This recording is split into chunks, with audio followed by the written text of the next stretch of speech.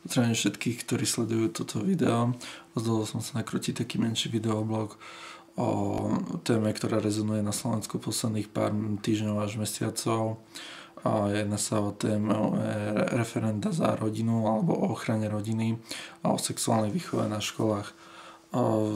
Rozhodol som sa, že si poviem svoj názor, pretože v dnešnej dobe už si kto vyjadruje svoj názor na internete, a tak som sa rozhodol, že aj ja pridám trošku toho internetového balastu.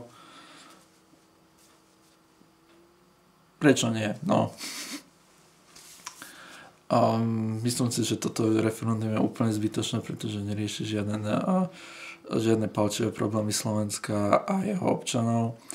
Myslím si, že toto referendum je len reklama pre pár ľudí a možno pár ľudí si potom môže dať do životopisu, že spolupracovala som na Prome alebo pracoval som na tomto, na propagácii tohto referenda, aliancie a tak ďalej, a samozrejme pôjdu asi robiť do nejakých reklamných agentúr alebo marketingových agentúr.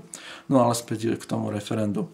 To referendum je podľa mňa úplne zbytočné, pretože, tak ako som povedal, nerieši žiadnu zmenu. Myslím si, mám mnoho priateľov alebo kamarátky, ktoré sú homosexuálne orientované, a viem, že je dosť náročné žiť na Slovensku, ale vlastne náročné nie je žiť na Slovensku len pre homosexuálne alebo inak orientovaných ľudí, ale aj pre obyčajných ľudí. Myslím si, že celý život na Slovensku je komplikovaný, a myslím si, že homosexuálne manželstva by mnohým ľuďom prospeli, nakoľko dalo by sa tam uplatniť aj také veci ako odpočítateľná položka na manžela alebo na manželku, OČR-ka, miestne dane sa tam nejako ináč riešia a tak ďalej. Toto žiaden iný zákon nerieši. Samozrejme,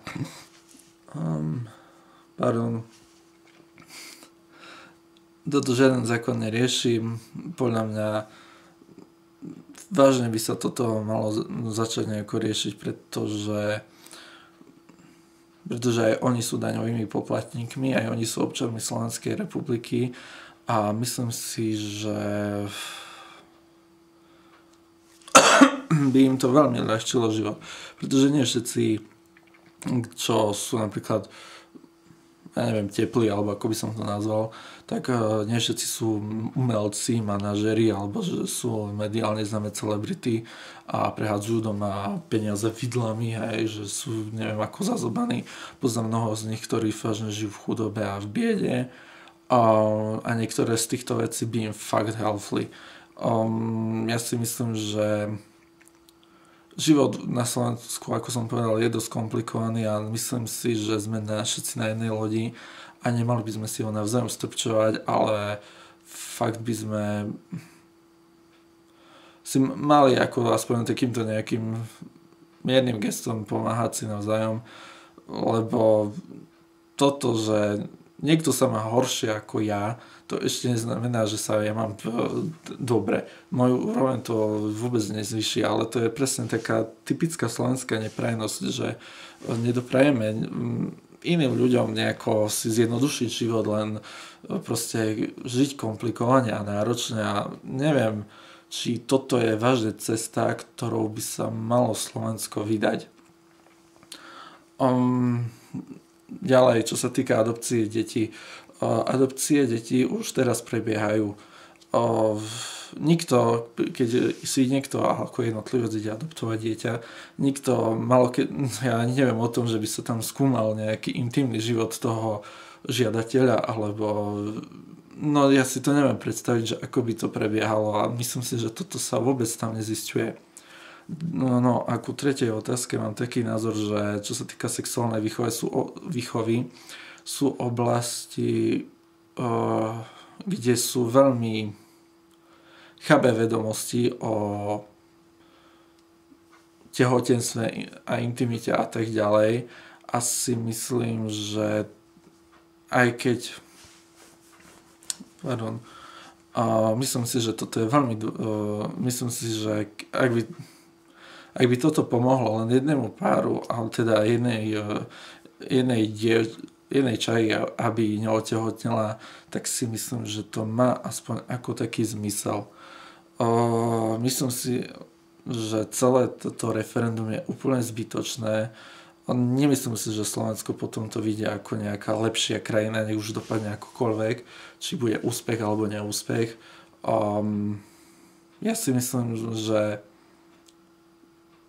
toto referendum je fakt veľmi zbytočné a nerobí to dobrú krv medzi ľuďmi. Toto nie je správna cesta, ktorou by sme sa my mali vybrať ako spoločnosť. Ďalšia vec je, že mnohí ľudia argumentujú, že ale 400 000 ľudí sa podpísalo, tak čo si kde si. Ale aj v roku 2000, aj v roku 2004 síce to tam iniciovali buď odborári, alebo vtedajšia opozícia, to sa jednalo o predčasné voľby, ale vtedy bolo tiež, sa vyzbierala petícia, bolo tam oveľa viacej ľudí podpísaných a tiež to krachlo na nízkej účasti. Ja si nemyslím, že toto je...